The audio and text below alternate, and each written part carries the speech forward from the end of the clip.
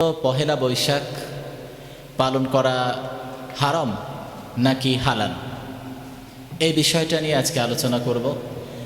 গতকালকে পহেলা বৈশাখে আমরা যেমনিভাবে বাংলাদেশের সংস্কৃতি মোনা বিভিন্ন নরনারীকে দেখেছি মঙ্গল শোভাযাত্রা নিয়ে বের হতে, ঠিক তেমনিভাবে আমরা দেখেছি ইসলামিক মাইন্ডের বিভিন্ন দলের বিভিন্ন হুজুর বা আলেম সমাজও একটা শোভাযাত্রা নিয়ে বের হয়েছিল।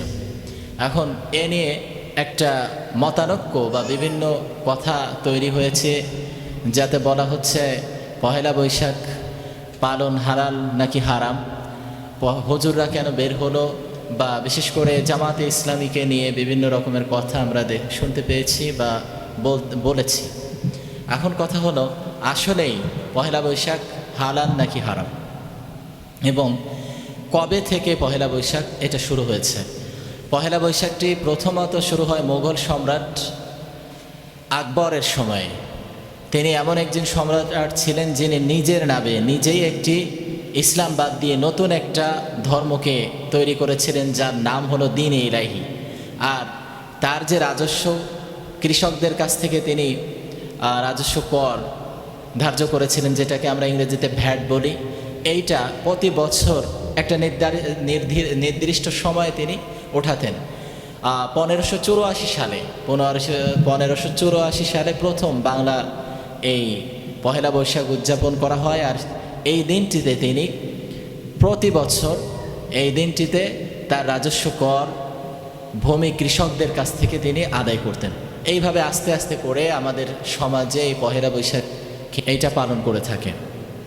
আমরা দেখে থাকি এক শ্রেণীর মানুষ এই পহেলা বৈশাখ কেন্দ্রিক বিভিন্ন মঙ্গল শোভাযাত্রা এবং গান গাইতে থাকে, এসব হে বৈশাখ এসো এসো এসহ বিভিন্নভাবে বিভিন্ন ভাস্কর্য, বিভিন্ন মূর্তি, বিভিন্ন পুতুল, পেঁচা, এইভাবে বিভিন্ন কিছু, বিভিন্ন পশুকে নিয়ে তারা হাসি তামাশা এবং নাচ্য স্বরে আস্তে আস্তে দৌড়ায় এবং বলে এসো হে বৈশাখ এসো এসো, বা বিভিন্নভাবে তারা বলতে থাকে।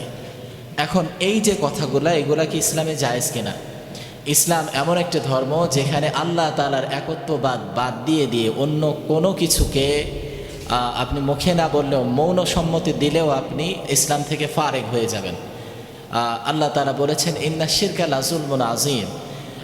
যারা এইভাবে বলে যে বৈশাখের এই দিনটিতে আমরা যদি এসো হে বৈশাখ এসো এসো বলতে থাকি, বা আমরা লক্ষ্মীর পূজা করি বা বিভিন্নভাবে ডাকতে থাকি, এই দিন আনন্দ উৎসব করি, তাহলে আগামী একটি বছর আমরা ভালো থাকতে পারবো। আর তারা বিভিন্ন লক্ষ্মীর পেঁচা, লক্ষ্মী যার উপরে উড়ে যেত সে পেঁচা অঙ্কন করে, এসহ বিভিন্ন ধরনের পশু আকৃতির মোটিভ আমরা দেখতে পাই। ঠিক তেমনিভাবে এই যে কাজগুলা, কোনো মুসলমান যদি এই কাজগুলা করে, সে অবশ্যই আল্লাহর সাথে শিরিক করে। আর আল্লাহর সাথে যারা শিরিক করে তাদের জীবনের সমস্ত আমলগুলা ধ্বংস হয়ে যায়। আর এইগুলা কোনোভাবেই ইসলামে জায়েজ নেই।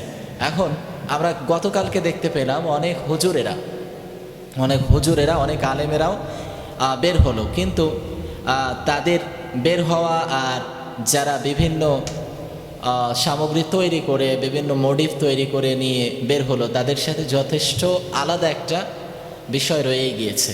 কেননা আমরা বিশ্বাস করি, আমরা বলি যে এই যে পহেলা বৈশাখ নামক যে অনুষ্ঠান, এইটা আমাদের সংস্কৃতির অংশ নয়।